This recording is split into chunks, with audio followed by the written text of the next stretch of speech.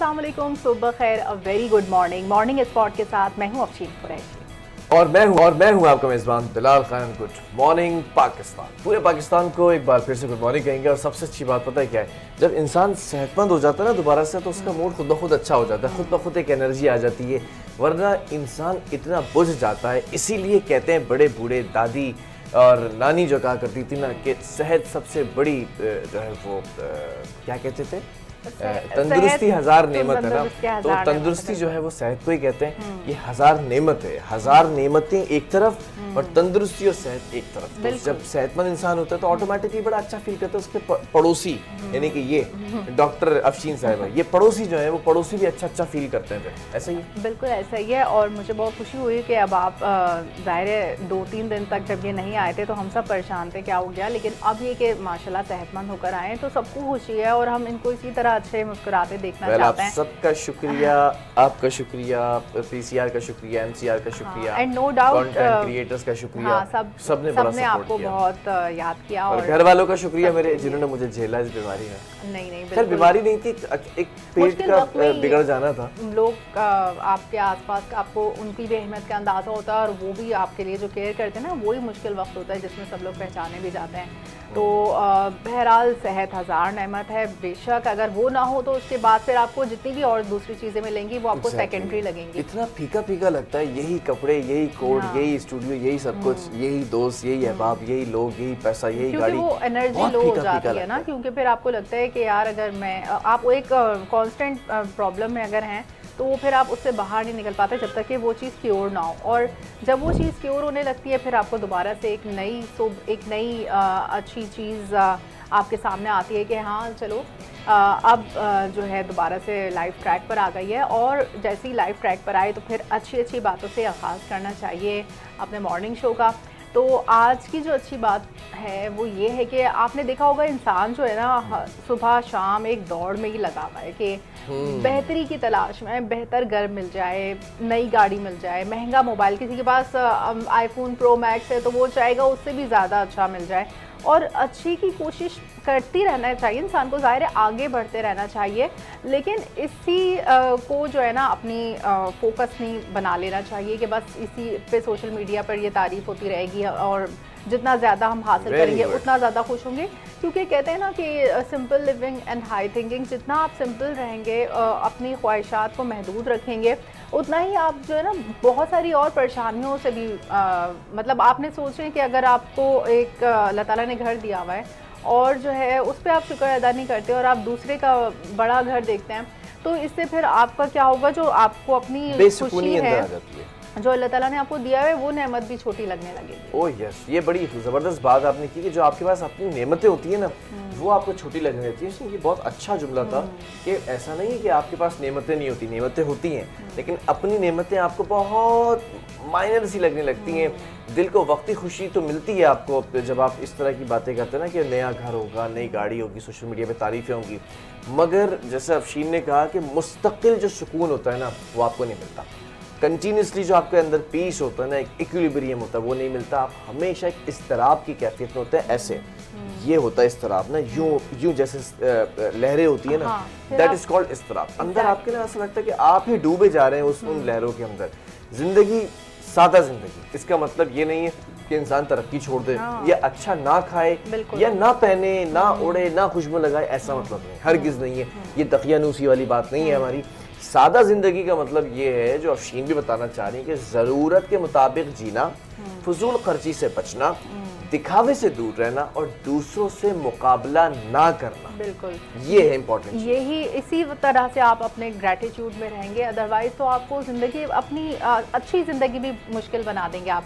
क्योंकि जो simple living होती है ना, इसमें इंसान अपनी चादर देकर पाँव फैलाता है और उतना ही खर्चा करता है जितनी उसकी इस्तिताअत होती है, तो उसमें वो खुश भी रहता है और दूसरों से कोई फेक एक्सपेक्टेशन भी नहीं रखता।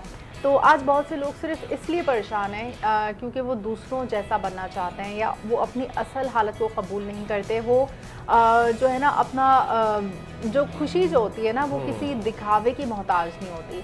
आप अगर अपने घर में खुश हैं तो ज़रूरी नहीं आप सोशल मीडिया पर उसको उछालें अपनी पर्सनल लाइफ को, या फिर तो आपको उसी से खुशी मिले। वो खुशी नहीं है, खुशी तो आपका मेंटल पीस है भाई। अगर आप नज़रों से हासिदों से बचे हुए हैं तो उससे बढ़कर और क्या, इससे बड़ी और कोई बात नहीं हो सकती। तो असल खुशी सच्चाई और सादगी में ही होती है, और जितनी भी सिंपल लिविंग होगी उसी में आपको ज़हनी सुकून भी होता है, अखराजात भी आपके लिमिटेड होते हैं और तवक्कुआत भी आपकी कम होती हैं, तो उस तरह से मायूसी भी कम होती है। अच्छा, सादगी जो है ना इंसान को किस तरफ लेके जाती है? सादगी इंसान को रियलिस्टिक बनाती है।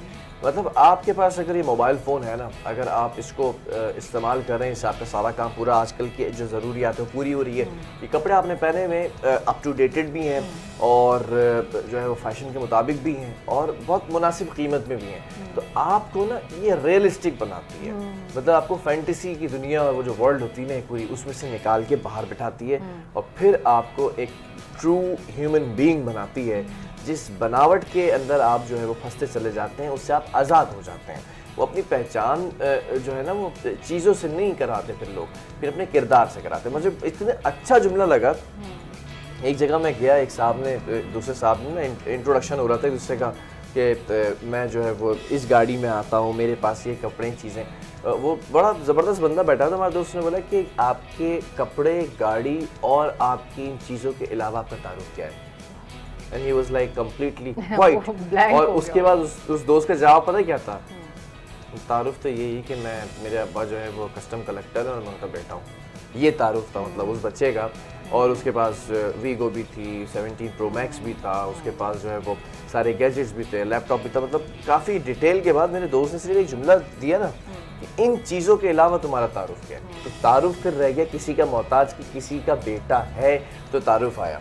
तो वो जो एक रियलिस्टिक चीज़ होती है ना, वो आपको क्या करती है, इन चीज़ों से हटा के ना आपके किरदार जो है ना उसको इम्पोर्टेंस देती है कि आप बताते हैं भाई मैं ये हूँ। हाँ, और वही आपकी अंदर से मजबूत शख्सियत होती है कि वही मतलब यही कि आपके अंदर कितनी पायदारी है, आप कितने मतलब ये नहीं कि कोई सुपरफिशियल बंदा है कि बस वो यही सब चीज़ों की दौड़ में तो मतलब कोई फैशन आया तो उसको अपना लिया, कोई नई गाड़ी आई, कोई नया मोबाइल आया, बस यही अपनी ज़िंदगी का एक रखरखाव रखा हुआ है। आप अपनी लाइफ में जो ऑलरेडी चीज़ें हैं उन पे जो ग्रैटिट्यूड है वही आपको मुतमईन रख सकता है। तो ये तो थी आज की अच्छी बात, और अब चलते हैं कुछ रात भर की खबरों की जानिब, कुछ मुल्की और आलमी सतह पर अपडेट्स शामिल करते हैं और आपको बताएं कि सबसे पहले जो अच्छी और खुशी की खबर है, आप ये देखें कि उन्होंने आयतुल्लाह खामनाई को तो एलिमिनेट कर दिया इसराइल ने, लेकिन अब कौन पावर में आया? जो उनके बेटे थे मुश्तबा खामनाई। अब मुश्तबा खामनाई को ईरान का नया सुप्रीम लीडर मुंतखब कर लिया है और ईरानी सरकारी मीडिया के मुताबिक जो मजलिस खबरगान है उन्होंने वोटिंग के बाद उन्हें अक्सरियत से मुल्क का तीसरा सुप्रीम लीडर मुकर्रर किया। अब देखिए उनको वहाँ पर अक्सरियत के वोट मिले हैं। लोग कितना वहाँ पर ईरान के बारे में प्रोपेगेंडा फैलाते हैं कि वहाँ पर सप्रेस रखा जाता है, राइट्स नहीं जाते, ये सब चीज़ें नहीं है। वहाँ पर अक्सरियत की बुनियाद पर यही लीडर के बेटे दोबारा आए हैं और वो जो साबिक़ सुप्रीम लीडर अली खामनाई के बेटे हैं, तो तवील अरसे से ईरानी क़यादत के करीबी हलकों में ये बासर शख्सियत समझे जाते हैं। और आप ये देखें कि जो ये सुप्रीम लीडर हैं ईरान के, तो आला तरीन सियासी और मजहबी ओहदे पर ये फ़ाइज़ हैं और मुल्क की दाखिली और ख़ारजी पॉलिसियों पर इनके नुमाया असर भी रखते होंगे। बिल्कुल, जो मजलिस खबरगान है उन्होंने ईरानी अवाम से इत्तेहाद बरकरार रखने की और नए रहनुमा से वफादारी के अहद की अपील भी की है। ईरान के सदर मसूद जो पज़ेश्कियान हैं, उन्हें इस तकरीरी को जो है वो मुल्क के लिए ताकत और इज़्ज़त के नए दौर का आगाज़ उन्होंने करार दिया है। अच्छा, जबकि उन्होंने ये फ़ैसला ईरानी कौम के इत्तेहाद की अलामत के तौर पर किया है जो दुश्मनों के मुकाबले में मुल्क को मज़ीद मजबूत बनाएगा। ईरान की जो नेशनल सिक्योरिटी काउंसिल है उसके सेक्रेटरी जनरल अली लारेजानी, उन्होंने ये कहा है कि हसास हालात के बावजूद नए सुप्रीम लीडर का इंतखाब जो है वो कर लिया गया है और अवाम को उनकी क़यादत में मुत्तहिद रहना चाहिए। बिल्कुल। अब आप देखिए ईरानी मुसल्लह अफ़वाज ने भी मुश्तबा ख़ामनाई से वफ़ादारी का ऐलान किया है, लेकिन आप अगर उनको देखें इसराइल और डोनाल्ड ट्रंप को, तो उन्होंने खबरदार किया था कि नई ईरानी सुप्रीम लीडर के मामले में अमेरिका की मंजूरी ज़रूरी होगी। क्यों भाई ज़रूरी क्यों होगी?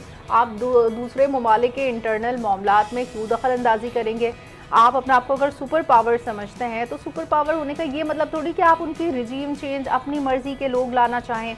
अब ईरान के लोग क्या पसंद कर रहे हैं वो तो वही उसी तरह के लीडर लाएंगे ना। और इसराइल की जानिब से भी नए रहनुमा को निशाना बनाने की धमकी दी है। मतलब अभी भी जब तक ये रिजीम चेंज उनकी मर्ज़ी के मुताबिक नहीं होता है, ये लोग इसी तरह ईरान को धमकियाँ देते रहेंगे और उनको निशाना बनाते रहेंगे। लेकिन यहाँ पर हम देखेंगे ईरान के अंदर कितनी क़यादत ऐसी बाकी है जो कि ईरान ही की मर्ज़ी से आती है, और कब तक ये सिलसिला जारी रहता है। बिल्कुल ऐसे ही। अच्छा, मुश्तबा ख़ामनाई के हवाले से बात करें तो मुश्तबा ख़ामनाई एक बड़ी शख्सियत है ईरान के अंदर, और आगा शहीद ख़ामनाई के जो है वो साहबजादे भी हैं, और इन्होंने इराक़ ईरान जंग के अंदर भी एक मरकज़ी किरदार अदा किया था। और फिर इनके साथ साथ मैं अगर बात करूँ ना तो तकरीबन कई अरसा गुजर चुका है, इनके पास जो है वो एक लक़ब भी है, जैसे आयतुल्लाह का लक़ब इनके वालिद साहब के पास है, तो इसी तरह एक और लक़ब इनके पास भी है, if I am not wrong वो हिजतुल्लाह है, या फिर एक और लक़ब है, वो हम आपको बता देंगे काफ़ी जब चीज़ें सामने आएंगी। अब इनका नाम सर फहरिस्त आना ना, कुछ वहाँ पे ग्रुपिंग भी है, कुछ ग्रुप्स ये कह रहे हैं कि ये जो है वो उस चीज़ के अहल नहीं है, ये इतना एक्सपीरियंस नहीं है, लेकिन मेजॉरिटी जो है वो इनको सराखों पर बिठाने के लिए तैयार हो चुकी है। और जो इनकी कौंसिल है, पासदारान इनकलाब हैं, उनके तर्जुमान हैं, या फिर जो भी वहाँ पर बरसर इक़्तिदार हैं, वो इन्हें जो है वो मजलिस शूरा जो है वो डिसाइड करेगी कि ये करती है इस सुप्रीम लीडर का इंतखाब जो है ना। तो अब इनके बारे में पॉजिटिव रिमार्क्स आ चुके हैं। अच्छा, कुछ ख़बरें ये भी आ रही थी कि भाई बाप के बाद बेटे को दोबारा जगह मिल गई है, तो ऐसा नहीं होना चाहिए था। लेकिन हम ये देखें कि मेजॉरिटी का जो है वो किस चीज़ पर इक्तफा है, तो मेजॉरिटी विंस ऑलवेज। तो वो मुश्तबा ख़ामनाई का नाम सामने आया है बतौर सुप्रीम लीडर। लेकिन एक अजीब व गरीब बात यहाँ पर आपको मैं शेयर करूँ कि डोनाल्ड ट्रंप ने एक बात का इजहार किया कि प्लेन के अंदर जा रहे थे, तो किसी ने पूछा वीडियो के अंदर, तो somebody asked, so he replied like कि सुप्रीम लीडर के इंतखाब के अंदर मैं चाहता था कि मेरी भी ख्वाहिश थी कि मैं भी उसके अंदर पार्ट लूँ, लेकिन उन्होंने पार्ट लेने नहीं दिया, तो आई एम वेरी डिसअपॉइंटेड। और फिर उन्होंने फिर एक अजीब सी बात कही कि नया निशाना बनाने की बातें भी सामने हो रही हैं कि जब तक हमारी मर्ज़ी का नहीं आएगा। मतलब who are you exactly? Supreme leader है, एक उनका इंतखाब हो रहा है, ईरान सुवरेनिटी है, खुद मुख्तार मुल्क है, सारी चीज़ें वहाँ पर हैं। हाउ कैन यू बी बिल्कुल। और आप ये देखें ईरान में जश्न मनाया जा रहा है उनके आने पर, इतनी बड़ी तादाद में लोग गैदर हुए, वो कोई छोटी बात थोड़ी है कि तेहरान समेत मुख्तलिफ शहरों में अवामी कौमी परचम और मुश्तबा ख़ामनाई की तस्वीर उठाकर लोग सड़कों पर निकल आए, और शहरियों की जानिब से नए सुप्रीम लीडर की तस्वीर पर गुलपाशी भी की, और कई मकामात पर रैली और समाअत मुनक़िद हुए। तो ओवरऑल ये सब दिखा रहा है कितने पॉजिटिव सेंटिमेंट्स हैं अवाम के। और दूसरी जानिब पासदारान इनकलाब ने नए रहनुमा से वफादारी का अहद भी किया है, और मुश्तबा ख़ामनाई के अहकामात पर अमल करने के लिए मुकम्मल तौर पर वो तैयार है। और ईरान की जो सुप्रीम नेशनल सिक्योरिटी काउंसिल के सेक्रेटरी अली लारेजानी, उन्होंने कहा है कि नए सुप्रीम लीडर मौजूदा जो हसास हालात हैं ना, उसमें मुल्क की क़यादत करने की सलाहियत रखते हैं। तो जब उनमें क़यादत की सलाहियत भी है, तो फिर उन्होंने धमकियों के बावजूद इसी जानशीन का इंतखाब किया। तो ये सब भी देखना चाहिए कि अगर वो सुपर पावर है तो अपने मुल्क का सुपर पावर रहे। भाई आप क्यों मुल्क का, सारी दुनिया का अमन ख़राब करने पर तो लेना। बिल्कुल ऐसा ही है। और ये जब ईरान में इनकलाब आया था 1979 में, यानी कि 80 से एक साल पहले 1979 के अंदर, तो तब से लेके अब तक ये तीसरे सुप्रीम लीडर होंगे जिनका ये इंतखाब किया जाएगा। इससे पहले जो है वो इनके वालिद साहब, और फिर इससे पहले एक और शख्सियत जो है सुप्रीम लीडर, और ये अब would be the third one. और इनके बारे में जो है वो मैंने आपको बताया ना कि जो बातें सामने आ रही हैं अब तक तो बहुत अच्छी पॉजिटिव चीज़ें, अगर कोई कॉन्स्पिरेसी नहीं होती है, कोई किसी किस्म का गैर मुल्की एजेंडा इसके अंदर इंटरवीन नहीं करता है, तब तक तो ठीक है, क्योंकि लेकिन नज़रें हैं इस वक्त इजरायली गवर्नमेंट की भी और अमरीकी गवर्नमेंट की भी कि ये हमारी मर्जी से आए। फिर रिजीम चेंज की जो लफ्ज़ आ रहा है ना, ये थोड़ा सा लोग कहने से डर रहे हैं बात करने से, लेकिन जब आपने ईरान के साथ डिप्लोमेटिक डायलॉग का आगाज़ कर दिया था तो फिर हमला करने का मकसद क्या था? मुज़ाकरात की मेज़ पे हमला करना बिल्कुल तमाम उसूलों की खिलाफ वर्जी है। फिर सुप्रीम लीडर को टारगेट करने का मकसद क्या था? या तो आप टारगेट करके ये बताना चाह रहे थे कि वी आर द वंस के जो हर जगह पे टेररिज्म को प्रमोट कर रहे हैं, हम टेरर फैला रहे हैं। दूसरी चीज़ आपने एक बयान में कहा कि हमने सारी जौहरी तनसीबात जो है वो उनको अब ख़त्म कर दिए। अब आप अचानक से एक बयान देते हैं कि ईरान जो है वो यूरेनियम अफजोदगी के ऊपर जो है वो तेज़ी से काम कर रहा है और अभी भी हमें इसको रोकना है। आपके बयानात के अंदर ना कुछ कॉन्फ्लिक्ट्स नज़र आ रहे हैं। एक तरफ आप इस बेस पर हमला करते हैं कि वहाँ पर ये काम हो रहा है, अच्छा उसी से कुछ दिन पहले आपके मुज़ाकरात चल रहे हैं ओमान के अंदर अमरीका और ईरान के, इसके ऊपर बातचीत हो रही है। एक तरफ आप ये बयान देते हैं कि हम जो है वो अमन पसंद है, हम टेबल टॉक कर रहे हैं, टेबल टॉक से आप उठते नहीं हैं। आप सिर्फ वहाँ बैठकर बात कंप्लीट नहीं करते, लेकिन दूसरी तरफ से आप हमला करते हैं। वही तो ना, कुरान की एक आयत है उसमें बताते हैं कि ये अपने आप को कहेंगे हम ही तो पीस मेकर हैं, लेकिन जान लो कि यही फसाद फैलाने वाले हैं। तो यही यहूद नसारा के बारे में कहा गया है। सही कहा, पीस मेकर, पीस वो वाला पीस नहीं, पीस मतलब टुकड़े, ये टुकड़े बनाने वाले हैं, ये टुकड़े कर चुके हैं मिडिल ईस्ट के अंदर भी, गल्फ के अंदर भी। अरब जो स्प्रिंग वॉर थी उसमें भी आपने देखा कि क्या कुछ होता रहा। अब सवाल ये है कि ईरान के साथ कौन कौन से ममालिक खड़े हैं और कौन कौन से जो है वो मुस्लिम ममालिक खड़े हैं, ये बड़ी एक सवालिया निशान है। इस पर जो है ना अब ये नज़र आ रहा है कि इस जंग के अंदर ईरान और अरब कंट्रीज को आपस में लड़वाने की ये नाकाम साजिश है अमेरिका और इसराइल, व्हिच आई पर्सनली। बल्कि अब यही देखें ना, अब जितने भी ममालिक की सॉवरेनिटी पे हमला हुआ है, एक तरह से ईरान ने जो भी अमेरिकी तनसीबात पे हमला किया है, वो दूसरे ममालिक तो अपनी सॉवरेनिटी पे हमला समझेंगे ना, क्योंकि अब उन हमलों की वजह से जो इसराइल और जो नॉन स्टेट एक्टर्स फ़ायदा उठाएंगे, उनके कुर्द बागी और ये सब जो मिलके वहाँ पर उन्हीं अरब ममालिक पे ऐसी ऐसी जगहों पे हमले करेंगे। इवन ये कि ये भी सुनने में आया है कि मस्जिद अक्सा को भी शहीद किया जाएगा।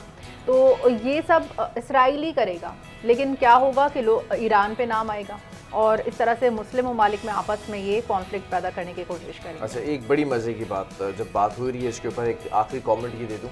लोग ये सवाल कर रहे हैं कि जब इतनी चेक पोस्ट हैं, उन चेक पोस्ट से बच के कैसे निकल जाता है एक शख्स की बात नहीं हो रही है, मिज़ाइल्स की बात हो रही है। मिज़ाइल्स, इतनी सारी एयर बेसिस हैं, इतने सारे एयर डिफेंस सिस्टम हैं कि ईरान के अपने अंदर ही जो है वो कुछ गैर मुल्की डिफेंस सिस्टम है। फिर आपने हॉर्मुज़ के अंदर जो है वो अमरीकी बेड़े खड़े हुए हैं। फिर उसके बाद आपके बहरीन के अंदर, बहरीन को जो है वो इस वक्त मिडिल ईस्ट के अंदर अमेरिका की आंख कहा जाता है, वहाँ पर हैं। फिर आपके लेबनान में, फिर आपके सऊदीया के अंदर, फिर आपकी यूएई की अगर बात करें तो यूएई इस वक्त CIA हेडक्वार्टर कहलाता है मिडिल ईस्ट का।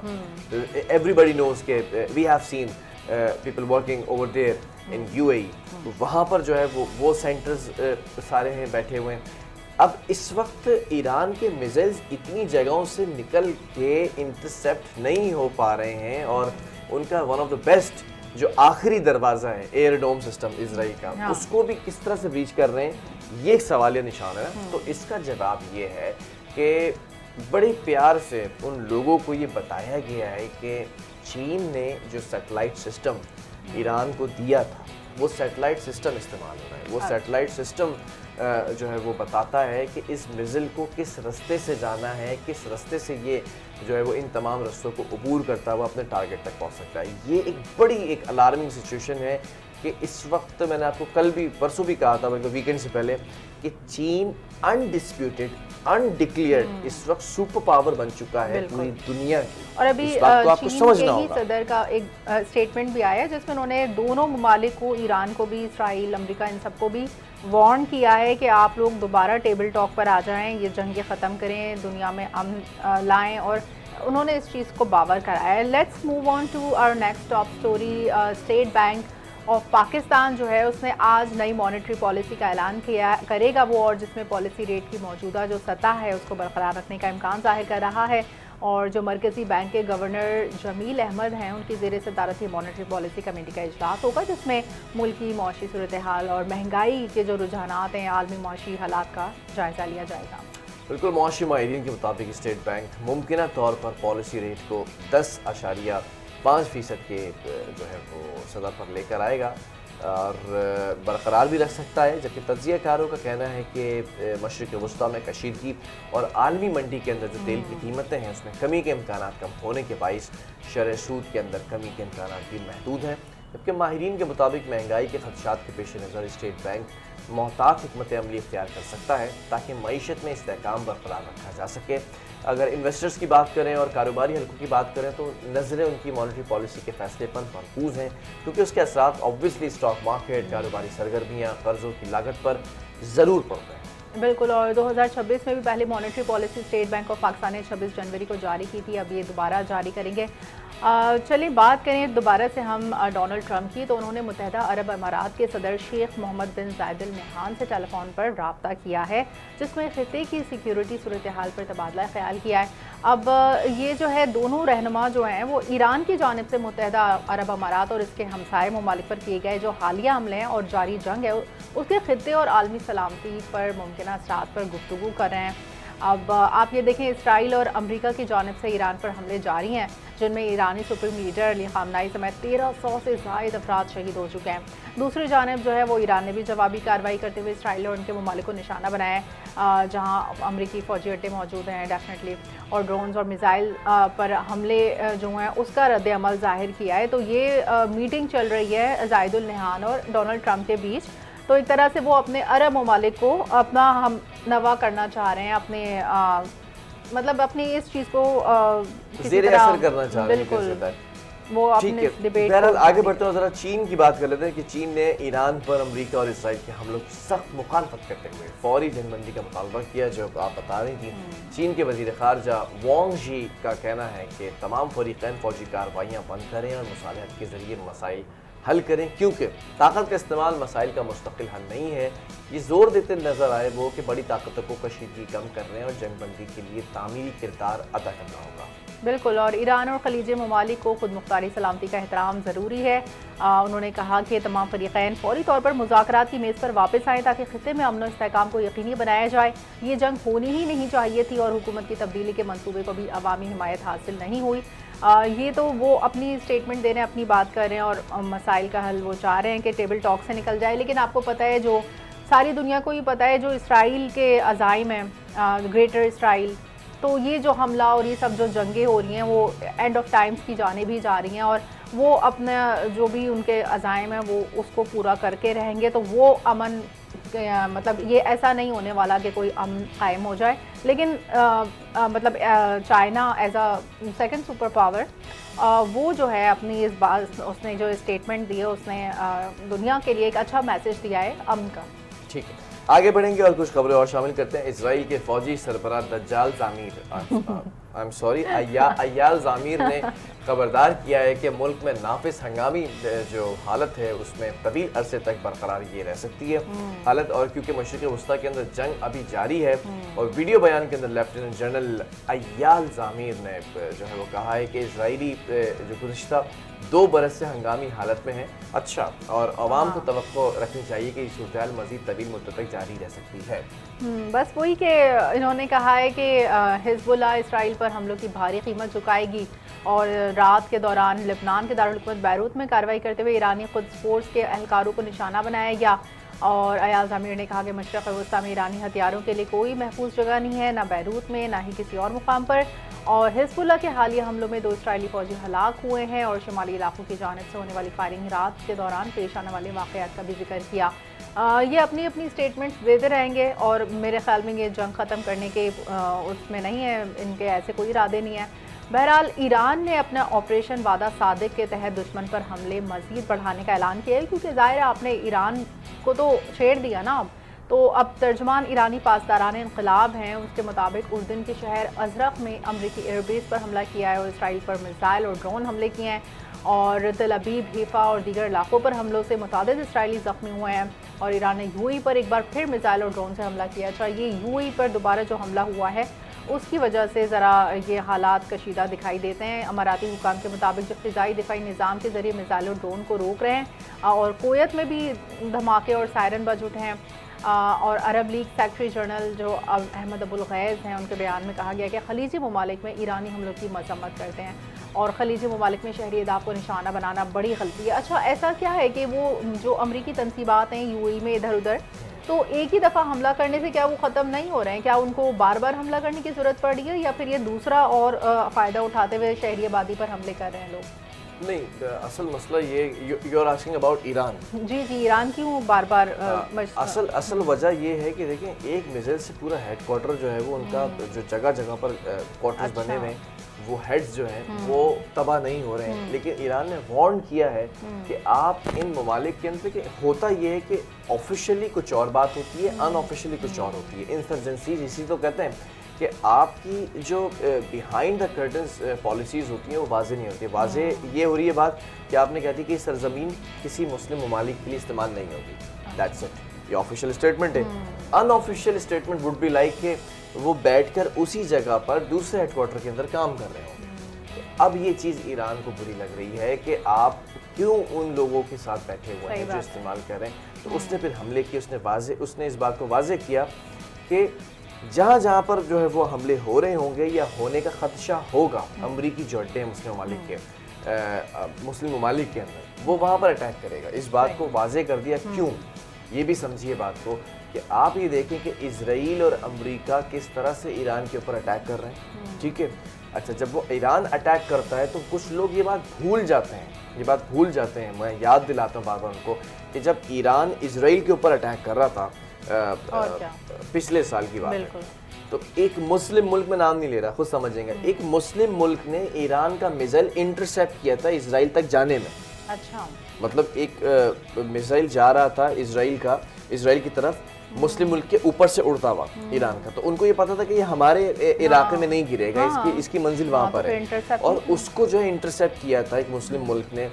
तब वो लोग कहाँ बैठ गए, वो लोग कहाँ गए जो आज ये बातें कर रहे हैं कि ईरान जो है ये काम कर रहा है, वो मुस्लिम मालिक में कर रहा है। उस वक्त क्यों नहीं याद आया, किसने बोला कि मुस्लिम मुल्क ने क्यों ईरान का साथ नहीं किया। बिल्कुल, ये तमाम चीज़ें हैं। बहरहाल मशरिक़ वस्ता के अंदर बढ़ती हुई कशीदगी के बाइस कुछ बात कर लेते हैं। आलमी मंडी के अंदर खाम तेल की कीमतों की इस वक्त पीक पर हैं, बुलंद तरीन सतह पर पहुँच चुकी हैं, और रिपोर्ट्स क्या बता रही हैं अफीम, वो भी ज़रा शेयर करें। रिपोर्ट्स में कहा है कि खित्ते में जो जारी जंग है और अमेरिका की जानिब से जो आबनाए हुर्मस को मुकम्मल तौर पर खोलने में नाकामी के बाद आलमी मार्केट में खाम तेल की कीमत $100 फी बैरल से तजावुज़ कर गई है और आलमी मंडी में बर्न खाम तेल की कीमत 23% इजाफे के बाद $114.36 फी बैरल तक पहुँच गई, जबकि अमरीकी खाम तेल की कीमत 27% बढ़कर $115.11 फी बैरल हो गई है। तो अगर मशरिक़ वस्ता में जंग तवील होती है, माहिरीन कहते हैं, तो तेल की कीमत जो है $120 फी बैरल तक भी जा सकती है, जिससे आलमी मईशत पर भी असरात मुरतब होने का खदशा है। अच्छा, एक अजीब और गरीब सी बात है ना, अब ये पैसे बढ़े हैं ना, ठीक है, लेकिन हमारे पास इस मुल्क के अंदर आई टोल्ड यू अर्लियर कि मुशर्रफ साहब के दौर के अंदर कैपेसिटी को 60 दिन की तक पहुंचाने की तजवीज़ दी गई थी। हमारे पास पहले 12 दिन की कैपेसिटी थी कि हम तेल स्टोर करके रख सकते हैं पेट्रोलियम, फिर हम 20 दिनों पे पहुंचे, फिर हम 40 तक पहुंच गए थे। देन मुशर्रफ साहब ने कहा था कि इसको 60 डेज़ के ऊपर करो कि कभी भी अगर कोई जंग हो जाए, दूर अंदेश आदमी थे और जंगजू आदमी थे, मिलिट्री की क़यादत कर चुके थे, 60 दिन तक ले जाने की जो है ना वो गुजारिश की गई थी, लेकिन 40 दिनों पर ही हम मुहित थे।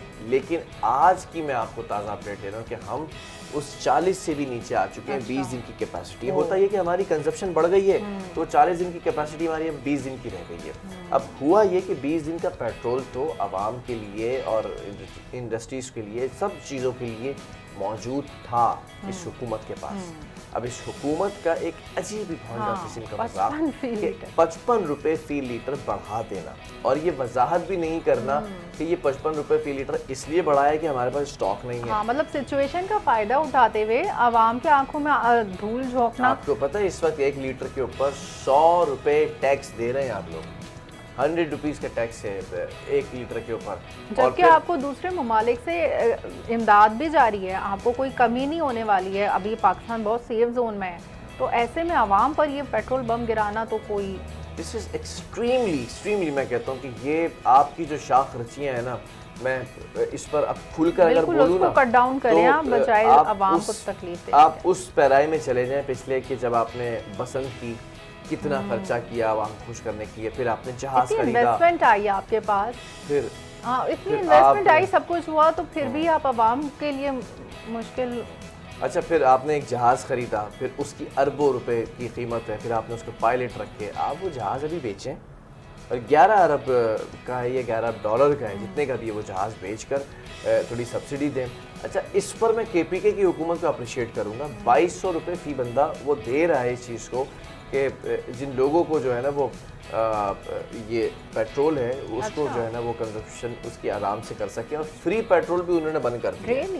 यस, KPK के अंदर ये एक चेंज आया है which is something more than a good step कि आप उन चीज़ों को अप्रिशिएट करते हैं। बीइंग अ जर्नलिस्ट मैं इस चीज़ पर खामोश नहीं रह सकता ना, कि आपको बताना पड़ेगा जो चीज़ें प्रोड्यूसर साहब यहाँ से काम में बताते जा रहे हैं वो यहाँ से ज़बान से निकलती जा रही है, क्योंकि वो चीज़ें हमारे पास लाइन में ना क्यू के अंदर होती हैं कि 2200 रुपये KPK के अंदर देना, फिर फ्री पेट्रोल को बंद कर देना, ये तमाम चीज़ें अच्छी चीज़ें, लेकिन जो इस वक्त हुकूमत है उसको ये वजाहत देनी पड़ेगी कि 55 रुपये फी लीटर बढ़ाया क्यों है, हाँ, वजह क्या जस्टिफिकेशन। और अभी कुछ दिनों बाद एक नोटिफिकेशन आएगा जिसमें 10 रुपये कम कर देंगे, यानी 55 बढ़ाने के बाद आप फिर जब कम करते हैं तो वो भी तो उसी हिसाब से करें ना, वो नहीं उस हिसाब से। जिसकी तनख्वाह 40,000 रुपये है, जिसकी तनख्वाह 25,000 रुपये है, 35,000 रुपये है, वो अपने बच्चों को स्कूल छोड़कर अपने ऑफिस जाकर घर आकर फ्रूट लाकर नहीं गुजारा कर सकता, उसको तो बाइक का पेट्रोल इतना महंगा पड़ रहा होगा, दिन का पेट्रोल 1,000 रुपये का पड़ रहा होगा, तो 30,000 रुपये का तो उसको पेट्रोल पड़ जाएगा। ऐसे ही तो यहाँ पर सबके BP हाई नहीं हो रहे हैं, सब लोग बीमार हो रहे हैं। बहरहाल चलें, इन सब बातों को साइड पे रखें और अब कोई अच्छी पुरफ़िज़ा मुकाम का हम दौरा कर लेते हैं यहाँ बैठे बैठे। तो आज जो हमारे टूरिज्म का पैकेज है उसमें आप हमें कौन सी जगह एक्सप्लोर करवाने जा रहे हैं ताकि हम अच्छी सी कोई जगह देखकर फ्रेश हो सके। अब बहुत सारी खबरें हो गई हैं, बहुत ज़्यादा दिमाग जो है वो इधर इन्वॉल्व हो गया है। अब कुछ देर के लिए आप अपनी TV स्क्रीन्स को जो है ना वो मुंजमद कर लें, स्टैटिक कर लें। अब हम जा रहे हैं वादी सवात के हसीन मनाजिर दिखाने। शंगरई आबशार जो है वो आपने नाम सुना है या नहीं सुना है, दोनों सूरतों के अंदर ये एक हैरत अंगेज़ कुदरती झरना है। अगर आपने नहीं भी सुना तो इस हैरत अंगेज़ कुदरती झरने की जो कदर है वो कम नहीं हो सकती। बिल्कुल, इसीलिए आपको ज़रा देखना है इस डॉक्यूमेंट्री को और अपने आप को थोड़ा रिलैक्स करें। उसके बाद ब्रेक पर जाएंगे, ब्रेक से वापस आएंगे, एक बहुत इंपॉर्टेंट टॉपिक है, उस टॉपिक को भी डिस्कस करेंगे।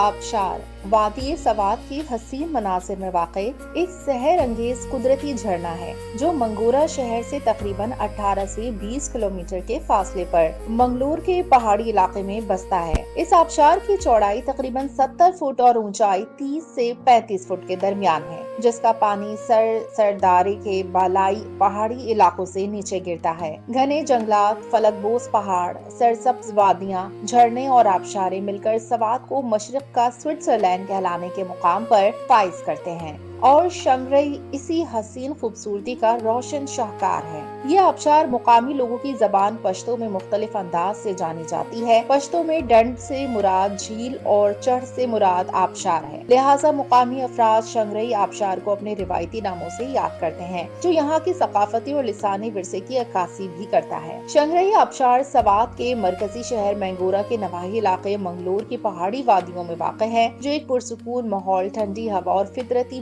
यानी पानी की आवाज का हसीन इम्तिजाज सामने लाता है। सयाह शंगरई में सरसब्ज जंगलात, पहाड़ी राहों, कुदरती मनाजिर और मुकामी सकाफत का तजुर्बा कर सकते हैं। हर मौसम में आबशार की खूबसूरती मुनफरिद होती है। बहार में सुर्ख सब्ज खेत, गर्मियों में बहते पानी के मनाजिर और सर्दियों में बर्फ से ढके पहाड़ सब अपनी कशिश रखते हैं। मैंगोरा से नेशनल रोड या मुकामी पटरियों के रास्ते शंगरई तक रसाई मुमकिन है, जहां मुकामी टूर्स और गाड़ियों के इंतजामात भी दस्तयाब हैं। शंगरई आबशार मुकामी कम्युनिटी के लिए रोजगार के मौके, सकाफती तबादले और छोटे कारोबार जैसे गाइड सर्विसेज, फूड स्टॉल्स और मुकामी मसनूआत के फरोग का जरिया भी है। ये आबशार वादी सवात में कुदरत की हसीन तख्लीक है, जो कुदरती मनाजिर, सरसब्ज पहाड़ों और पुरसुकून माहौल से मालामाल है और न सिर्फ सैर व सयाहत के शौकीन अफराद को मुतवज्जे करती है बल्कि मुकामी सकाफती जिंदगी और मौशी तरक्की में भी अहम किरदार अदा करती है।